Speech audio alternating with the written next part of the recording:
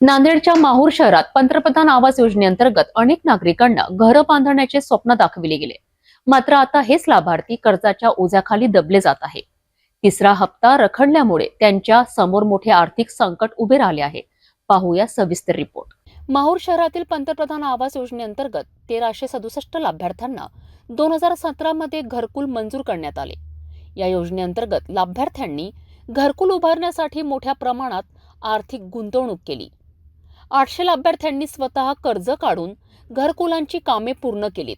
त्यांना 2 हप्ते मिळाले, मात्र तिसरा व शेवटचा हप्ता अद्यापही मिळालेला नाही. या हप्त्याची रक्कम 1,10,000 रुपये असून ती गेल्या 6 वर्षापासून प्रलंबित आहे. त्यामुळे अनेक लाभार्थी कर्जाच्या ओझ्याखाली दबले असून त्यांना आर्थिक संकटाचा सामना करावा लागत आहे. लाभार्थ्यांनी वारंवार माहूर नगरपंचायतीकडे पाठपुरावा केला तरीही प्रशासन दुर्लक्ष करीत असल्याचा आरोप केला जात आहे. त्यामुळे शासनाने तातडीने तिसऱ्या हप्त्याचे वितरण करावे अशी मागणी आता लाभार्थी आणि सामाजिक संघटनांकडून केली जात आहे.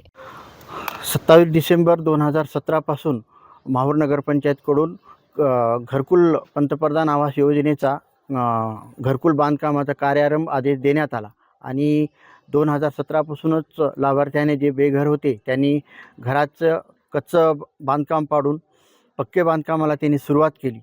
पण पहिला हप्तासुद्धा यायला खूप विलंब झाला आणि लोकांनी कर्जबाजारी झाले आणि आपलं बांधकामाला सुरुवात केली.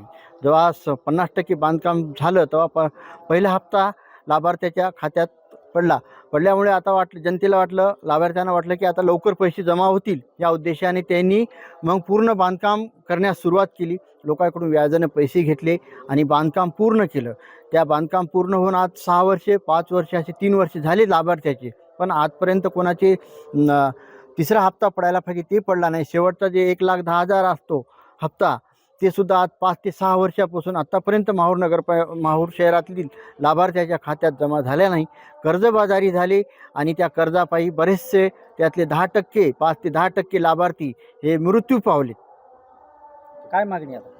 आमची मागणी एवढंच की सरकारने ह्याच्याकडे लक्ष द्यावे आणि लवकर त्यांना त्यांचे जे हक्काचे जे पैसे आहेत, ज्यांनी बांधकाम पूर्ण केलेले आहेत, जे 1103 पैकी 800 लाभार्थ्यांनी बांधकाम पूर्ण केलेत, त्यांच्या खात्यात लवकरात लवकर पैसे जमा करावं आणि त्यांच्यावरचे जे आत्महत्या किंवा टेन्शनमध्ये जे मरत आहेत ते त्याचं कुठेतरी थांबवावं ही सरकारला विनंती आहे. शासनाच्या अपूर्ण निर्णयामुळे लाभार्थ्यांवर मोठे आर्थिक संकट कोसळले आहे. घरांचे काम पूर्ण करूनही शेवटचा हप्ता न मिळाल्याने कर्जबाजारी होण्याची वेळ अनेकांवर आली आहे. यावर प्रशासन आणि सरकार काय निर्णय घेणार याकडे सर्वांचे लक्ष लागले आहे.